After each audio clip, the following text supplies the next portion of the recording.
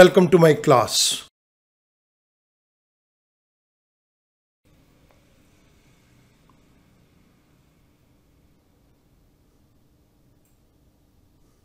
The Indian Contract Act 1872, free consent, mistake of fact.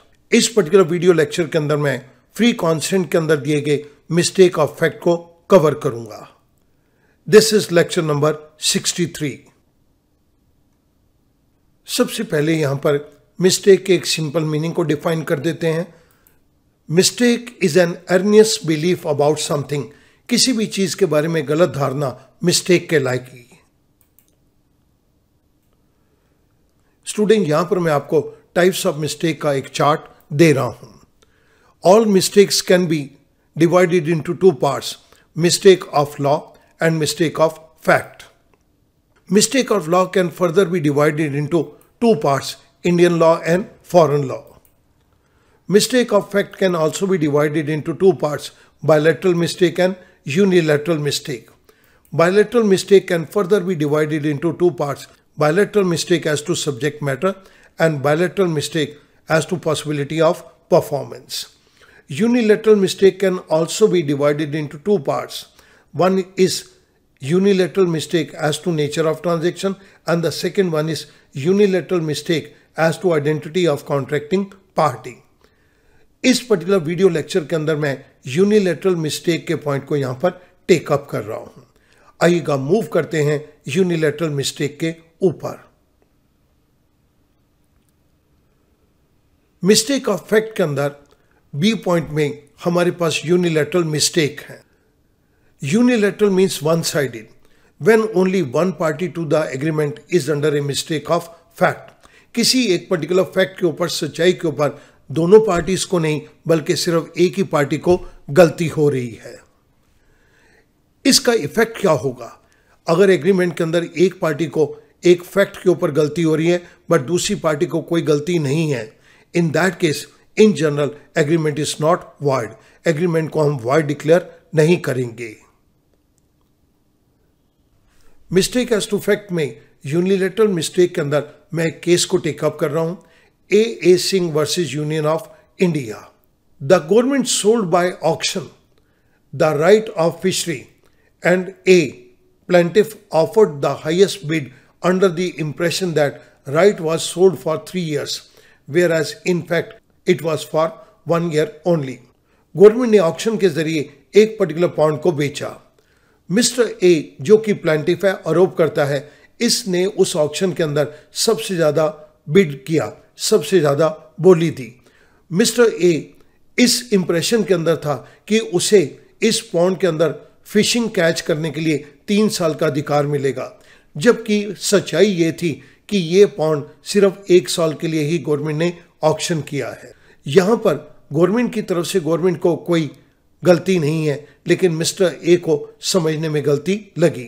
There is only one party who is under a mistake of fact.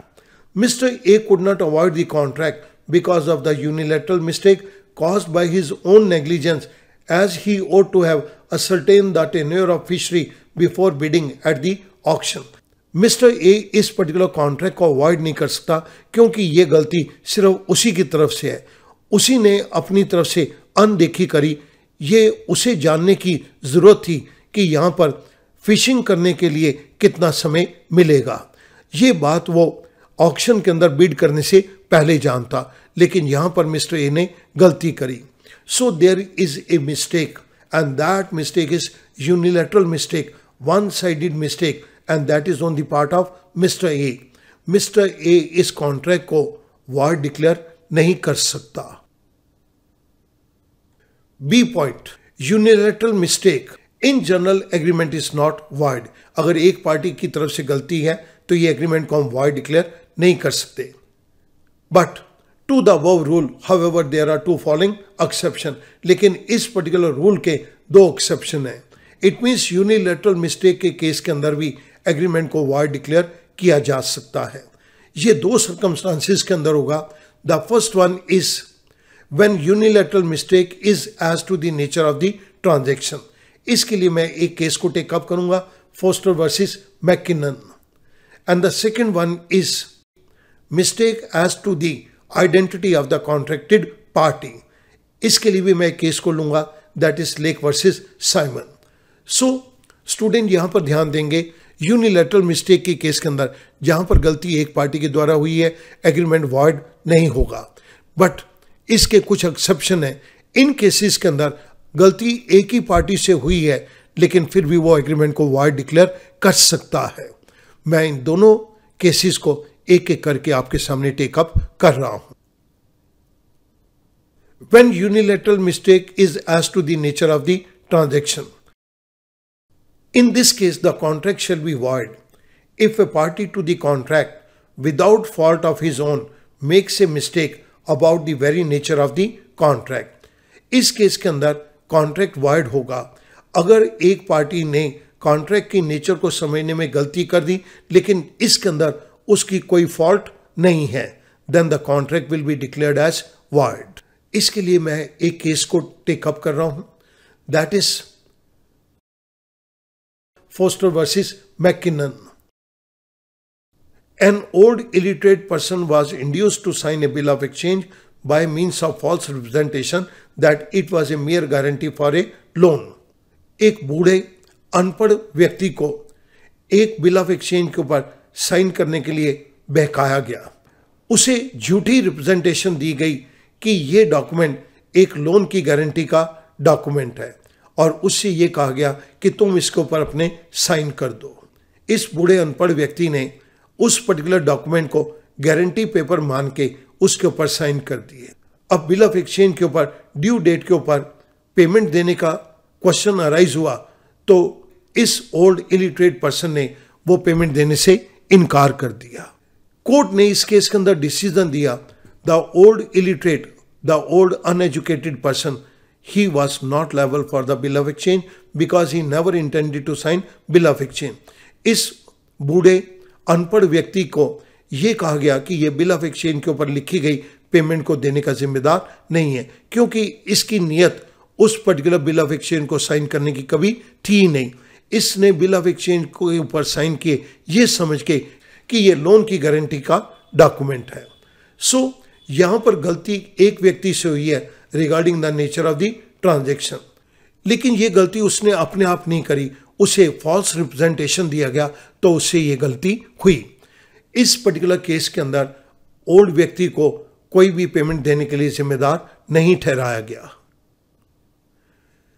The second point is mistake as to the identity of the contracted party. इसके लिए मैं Lake versus Simon के case को take up करूंगा। The mistake as to the identity of the person will make the contract void only when the intention was to enter into a contract only with a particular person other than the person with whom the contract has been entered into.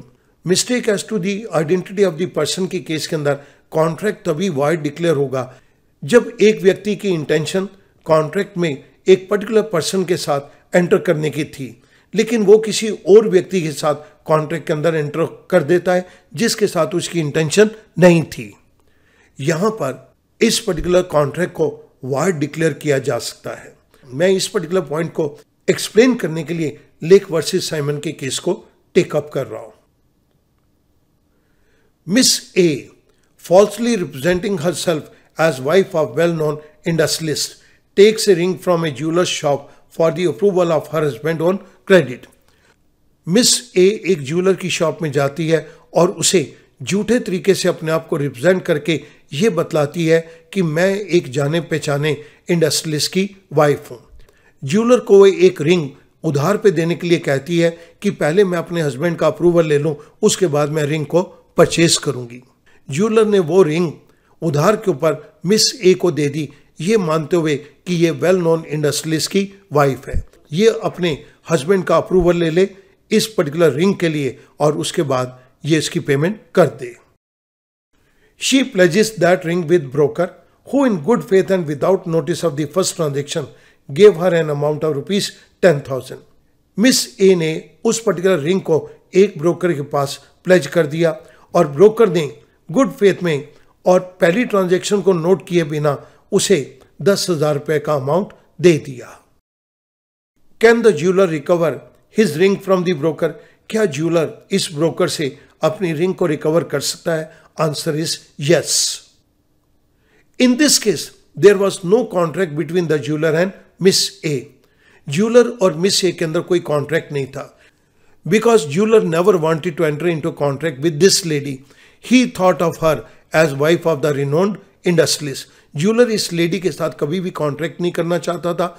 उसने तो ये सोचा कि ये एक जाने पहचाने industrialist की वाइफ है।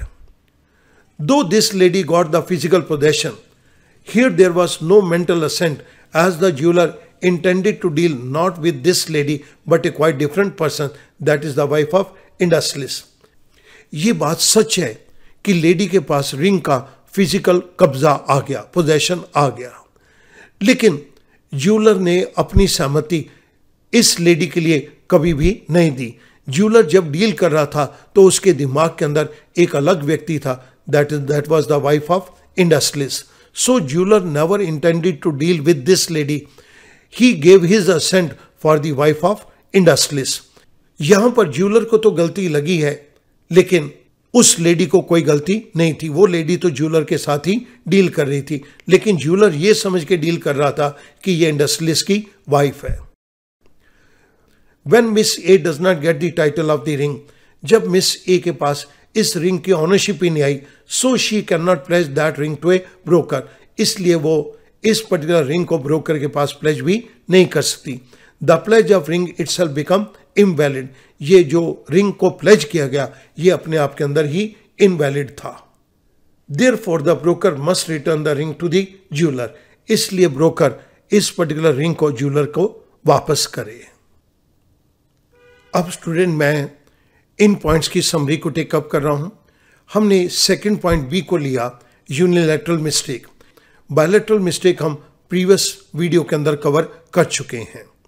यूनिलैटरल मिस्टेक के अंदर in general agreement is not void to the above rule, however there are to following exception. लेकिन इस रूल के दो एक्सेप्शन हैं।